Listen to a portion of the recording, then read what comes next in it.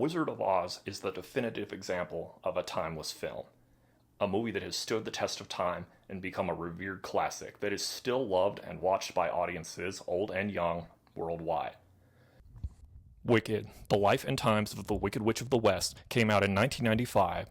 Written by Gregory Maguire, it explores the origins and evolution of Elphaba Throp, the green-skinned outcast who would eventually become the Wicked Witch of the West.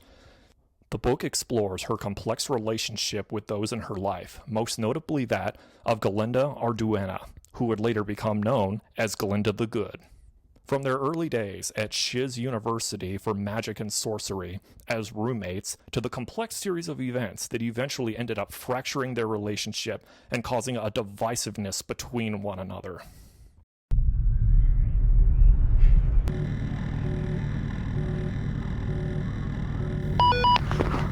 Anybody canal?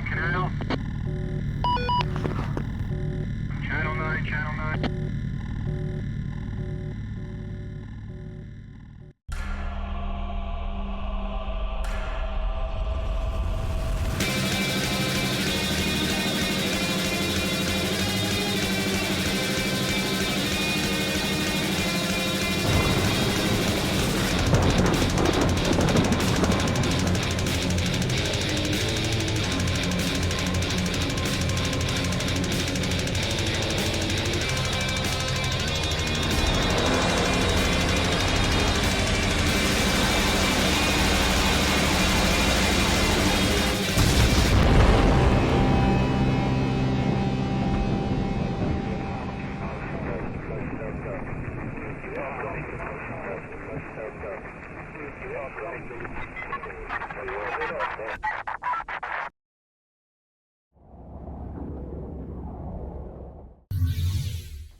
What's up, everyone? You're here, right on time. Welcome.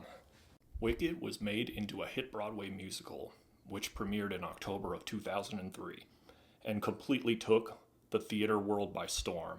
It was an instant success. Starring Kristen Chenoweth as Glinda and Idina Menzel as Elphaba, it did not take long for the word to spread, and soon, Wicked was everywhere. Wicked went on to become the highest grossing musical production of all time, selling out theaters and stadiums all across the country for over 2 decades now. So, of course, like many that came before it, it was only a matter of time before Wicked got its adaptation to the big screen. I, myself, have seen Wicked live on stage twice, and I have to say, both times I was just in awe. I cried several times, and I'm not even ashamed to admit it. It was a wonderful show to experience. It was actually back in the day when I had first wrapped up college and, was on my way into adulthood after majoring in theater, I might add. So the rest is history, as they say. As far as the film version goes, well, I went and saw it on opening day. It was like one of the first showings. I think it was like the second showing of the day. I just needed to get in there and see it. I did. And I gotta say, I was thoroughly impressed. I was. It was a well-paced, entertaining film that did a really good job of pulling you into this fantasy world that it's depicting. One thing I was worried about is that it was going to be a little too CG heavy and just be like an assault on your eyes. Think of Oz, the Great and Powerful from 2013, that one with James Franco. That one to me was so just way too overblown with CG that didn't look good, and you can tell they relied a little too much on post-production respite for that one, and it shows. It takes you out of it, but that was not the case at all with Wicked. I mean, yes, there is CG in the movie, don't get me wrong, but it's used well. It's used as an extension of the real sets that they built for this. Yes, real sets and the amazing practical effects at work. The result is that it allows you to be pulled in to this world without getting lost in it. And that's something that overusing effects can sometimes do to a movie-going experience, I feel. And, there's even some parts that are kind of scary. But if you've ever read Gregory Maguire's 1995 book, you know that it's a very dark story. Now, let's talk about the performances, because I know that's what a lot of you are probably here for. First off, we have Ariana Grande as Glenda, who does a very good job here. There is a time or two where I felt her line delivery was a little awkward, a little off, but that I just feel like maybe they could have done another take or something like that. But that's it, really. Other than that, I thought she was good. She was very charming. She was funny. She has a beautiful voice, of course, an absolutely beautiful voice. The movie does an excellent job of showcasing her as a snobby-nosed popular girl at first, who eventually kind of reevaluates herself and comes to bond with her new roommate Elphaba. There's a particular scene that I won't spoil, but trust me, it is without a doubt the most heartwarming scene in the movie, where Glenda steps up for the first time and really comes through for Elphaba.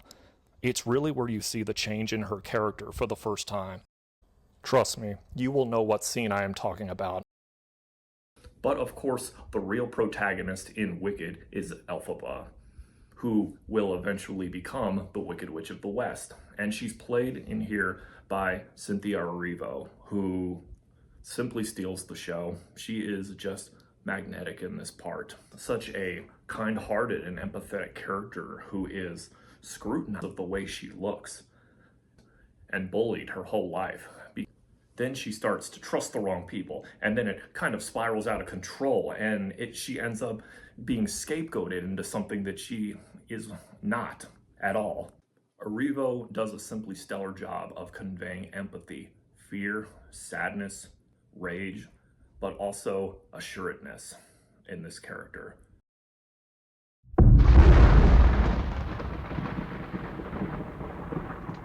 You can see it on her face. She is transformative in this role. Her performance will absolutely break your heart, but in the best way possible. Funny story. When I was growing up, I loved The Wizard of Oz as much as did any other kid growing up. And I had this real fascination with witches for a while because of that movie. And one year for Halloween, I wanted to be the Wicked Witch of the West. I did. I wanted to be the Green Wicked Witch of the West. My mom told me, however, that witches are supposed to be girls, and okay, fine. I'm a warlock, Mom. I'm a warlock of the West. Is that better? Anybody can be a witch nowadays. If you want to go be a witch or a warlock or a mix of the two, you go do what you want to do. I protested enough, and she let me do it, finally. That's right. I got to be the Wicked Witch of the West for Halloween. And it was awesome. I mean, look at me. Look at me there. Just getting ready to defy some gravity. Michelle Yeoh is in this movie as well. She plays the superintendent of the school, and she's quite good in it as well. She has some great moments alongside Erivo. The two of them together work very well. Jeff Goldblum is also in the movie. He is the iconic Wizard of Oz himself, although he's not in the movie for very long because, mind you, this is only part one. Overall, I really liked the Wicked film, guys. It was very, very well made and stayed very true to the source material from the play, as well as taking time to really expand and deepen the connection between the characters, because on film, you can do that. I should let you know, this movie is 2 hours and 40 minutes, and it's only the first act of the play. That is the length of the actual whole play when you see it on Broadway. So to take that amount of time just for Act 1 is, it's great. It deepens things, and it really gets you invested in the story and what's going on, and even expands on some stuff. I can't wait to see how Act 2 turns out. Personally, for me, I have always liked Act 1 of Wicked more than Act 2.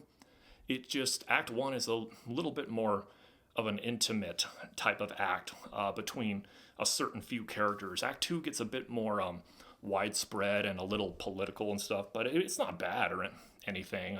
I just think Act 1 is a lot better. It hits me emotionally a lot more. And I'm not the only one that thinks so. Trust me. I'm going to give Wicked Part 1 an 8.1 out of 10.